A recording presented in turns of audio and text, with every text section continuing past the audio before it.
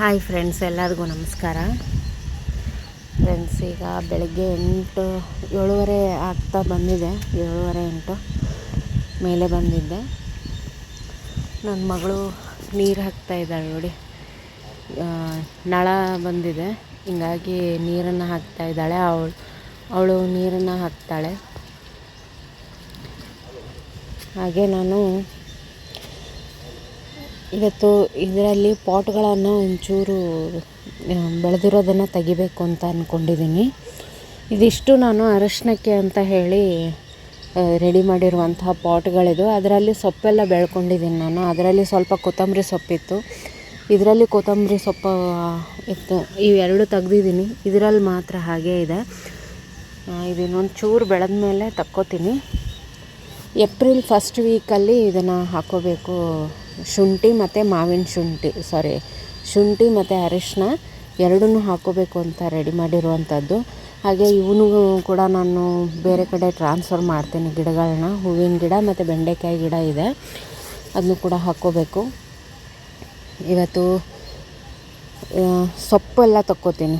ಮೊದಲು ರಾಜಗಿರಿ ಸೊಪ್ಪು, ಕಿರಿಕ್ಸಾಲಿ ಸೊಪ್ಪೇನು ಬೆಳೆದಿದೆಯಲ್ಲ ಅದನ್ನು ತೆಗಿತೀನಿ.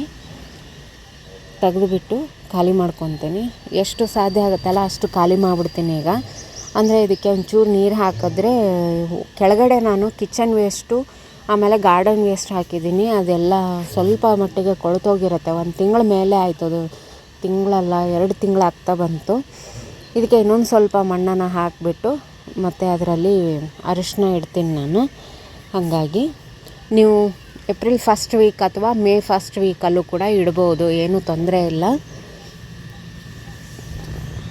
ಹಾಗೆ ಇವತ್ತು ಇವುಗಳನ್ನ ಕ್ಲೀನ್ ಮಾಡ್ಕೊಳ್ಳೋಣ ಅಂತ ಅಂದ್ಕೊಂಡಿದ್ದೀನಿ. ಈ ವಾಟರ್ ಲಿಲ್ಲಿ ಹಾಗೆ ಲೋಟಸ್ ಎಲ್ಲನೂ ಇದಿಷ್ಟು ಕ್ಲೀನ್ ಮಾಡ್ಕೊತೀನಿ. ಯಾಕಂದರೆ ಭಾಳ ಪಾಚಿ ಬೆಳ್ಕೊಂಡಿದೆ, ಅದಕ್ಕೋಸ್ಕರ ಕ್ಲೀನ್ ಮಾಡ್ಕೊಂಡು ಆದಮೇಲೆ ನಾನು ನಿಮಗೆ ತೋರಿಸ್ತೀನಿ. ಫ್ರೆಂಡ್ಸ್, ಇದು 4 ದಿನ ಆದಮೇಲಿನ ವಿಡಿಯೋ ಇದು. ನಾನು ಅವತ್ತು ಮತ್ತೆ ವಿಡಿಯೋ ಮಾಡೋಕ್ಕಾಗಲಿಲ್ಲ, ಹಾಗಾಗಿ 4 ದಿನ ಆದಮೇಲೆ ಮಾಡ್ತಾಯಿದ್ದೀನಿ. ನಾನು ಮನೆಯಲ್ಲೂ ಇರಲಿಲ್ಲ. ಹಾಗಾಗಿ ನೋಡಿ, ನಾನು ಅವತ್ತು ಹೇಳಿದ್ದೆ ಇದೆಲ್ಲ ಕ್ಲೀನ್ ಮಾಡ್ತೀನಿ ಅಂತ. ಎಲ್ಲ ಕ್ಲೀನ್ ಮಾಡಿದ್ದೀನಿ. ಇದರಲ್ಲಿ ಏನಂದರೆ ಒಂದು ಪಾಟಲ್ಲಿ ಇಟ್ಟಿದ್ದೆ ನಾನು.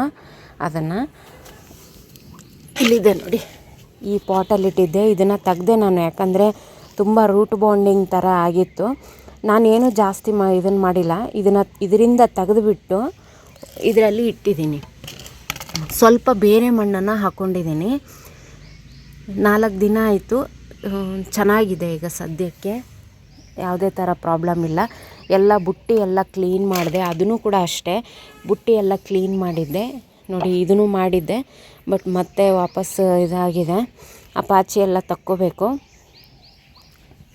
ಇದರಲ್ಲಿ ನೋಡಿ, ಹೂಗಳು ತುಂಬ ಚೆನ್ನಾಗಿ ಬಂದಿದೆ. ಇದರಲ್ಲಿ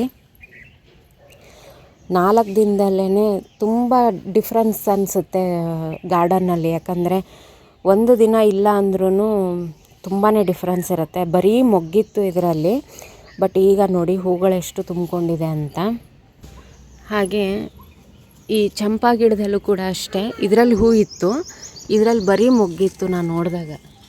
ಹಾಗಾಗಿ ಇದರಲ್ಲಿ ಈಗ ನೋಡಿ ಹೂಗಳು ಅರಳೋಕ್ಕೆ ಶುರುವಾಗಿದೆ. ಇದು ತುಂಬ ಚೆನ್ನಾಗಿ ಹೂ ಅರಳಿದೆ. ಕಲರ್ ಕೂಡ ಅಷ್ಟೇ ಡಿಫ್ರೆಂಟಾಗಿದೆ ಇದು. ಇದರಲ್ಲಿ ಇನ್ನೂ 2-3 ಥರ ಕಲರ್ ಬರುತ್ತೆ. ಸದ್ಯಕ್ಕೆ ನನ್ನ ಹತ್ರ ಇದೊಂದು 2 ಕಲರ್ ಇದೆ. ವೈಟಲ್ಲೂ ಬರುತ್ತೆ. ಇದರಲ್ಲಿ ಒಂಥರ ಸ್ವಲ್ಪ ಪ್ಲೆಸೆಂಟ್ ಸ್ಮೆಲ್ ಇರುತ್ತೆ ಇದರಲ್ಲಿ.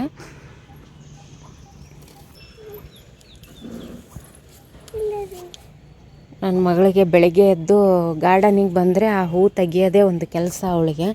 ಯಾಕಂದರೆ ಅದರಿಂದ ಜ್ಯೂಸ್ ಬೇಕು. ಸಾಕಮ್ಮ, ಮತ್ತು ಹರಿಬೇಡ.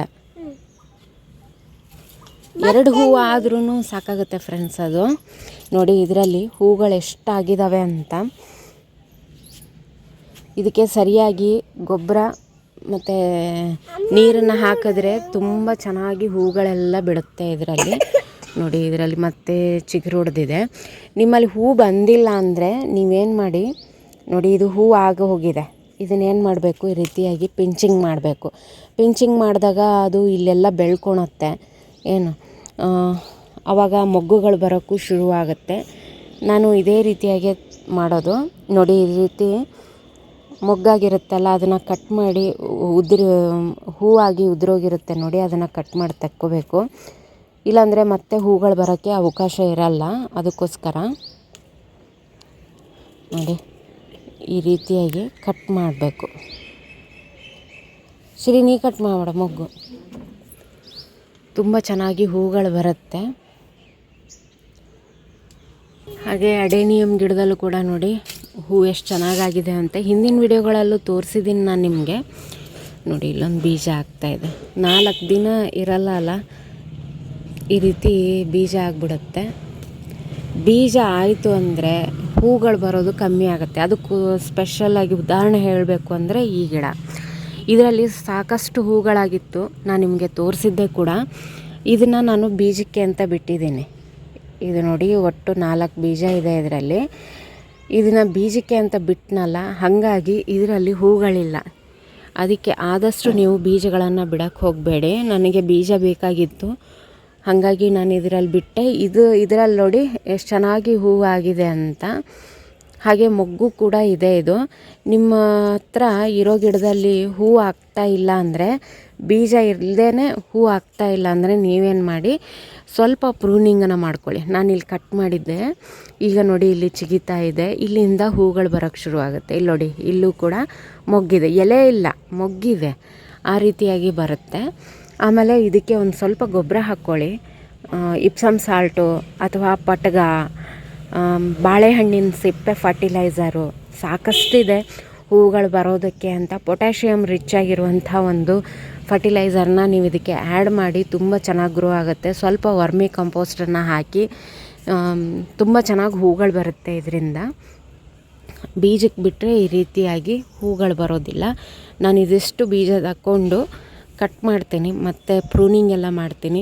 ಆವಾಗ ಮತ್ತೆ ಹೂ ಬರುತ್ತೆ, ನಿಮಗೆ ತೋರಿಸ್ತೀನಿ ನಾನು ಆವಾಗ.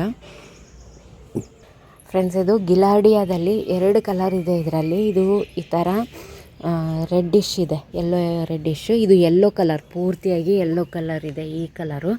ಇದ್ರ ಸೀಡ್ಸ್ ಎಲ್ಲ ಆಗಿದೆ. ಇದು ಒಂದೇ ಗಿಡ ಇರೋದು ಸದ್ಯಕ್ಕೆ ನನ್ನ ಹತ್ರ, ಹಾಗಾಗಿ ನಾನು ಇದನ್ನು ಸೀಡ್ಸಿಗೆ ಅಂತಲೇ ಬಿಟ್ಟಿದ್ದೀನಿ. ಇದು ಇನ್ನೂ ಸ್ವಲ್ಪ ಡ್ರೈ ಆಗಬೇಕು. ಡ್ರೈ ಆದಮೇಲೆ ಬೇರೆ ಎಲ್ಲ ಪಾಟ್ಗಳಿಗೂ ಸಿಡಿಸ್ಕೋತೀನಿ ನಾನು. ತುಂಬ ಚೆನ್ನಾಗಿ ಹೂವು ಆಗುತ್ತೆ, ಪೂಜೆಗೂ ಕೂಡ ಬರುತ್ತೆ ಇದು ಹೂವು. ಹಾಗಾಗಿ ನಾನು ಇದನ್ನು ಹಾಗೆ ಬಿಟ್ಟಿದ್ದೀನಿ. ಇದು ಡ್ರೈ ಆದಮೇಲೆ ತಕ್ಕೋಬೇಕು ಅಂತ. ಅದಕ್ಕೆ ನಾನು ಈ ಬೀಜಗಳನ್ನ ಯಾವುದೂ ತೆಗ್ದಿಲ್ಲ ನಾನು. ಬೇರೆ ಪಾಟಲ್ಲೂ ಈ ಹೂಗಳಾದರೆ ಅದನ್ನು ತೊಗೊಂಡು ಬೇರೆದಕ್ಕೆ ಟ್ರಾನ್ಸ್ಫರ್ ಮಾಡ್ಕೊತೀನಿ. ಆಲ್ಮೋಸ್ಟ್ ಎಲ್ಲ ಟೈಮಲ್ಲೂ ಇದರಲ್ಲಿ ಹೂಗಳಿದ್ದೇ ಇರುತ್ತೆ. ಇದ್ರದ್ದು ಹೂವಿಂದು ಗಿಡ ಜಾಸ್ತಿ ಇದೆ ನನ್ನ ಹತ್ರ, ಇದು ಕಡಿಮೆ ಇದೆ. ಹಾಗಾಗಿ ಇದ್ರ ಸೀಡ್ಸನ್ನು ಕಲೆಕ್ಟ್ ಮಾಡಬೇಕು, ಬೇರೆ ಪಾಟ್ಗಳಲ್ಲಿ ಹಾಕಬೇಕು ಅಂತ ಅಂದ್ಕೊಂಡಿದ್ದೀನಿ. ಇದು ನನ್ನ ಒಂದು ಗಾರ್ಡನ್ ಅಪ್ಡೇಟು. ವಿಡಿಯೋ ಇಷ್ಟ ಆದರೆ ಒಂದು ಲೈಕ್ ಮಾಡಿ ಫ್ರೆಂಡ್ಸ್. ಇನ್ನೂ ತನಕ ನನ್ನ ಚಾನಲ್ ಸಬ್ಸ್ಕ್ರೈಬ್ ಮಾಡ್ಕೊಂಡಿಲ್ಲ ಅಂದರೆ ದಯವಿಟ್ಟು ಸಬ್ಸ್ಕ್ರೈಬ್ ಮಾಡಿಕೊಂಡು ವಿಡಿಯೋಗಳನ್ನು ನೋಡಿ ಸಪೋರ್ಟ್ ಮಾಡಿ ಅಂತ ಹೇಳ್ತೀನಿ. Thank you friends, bye.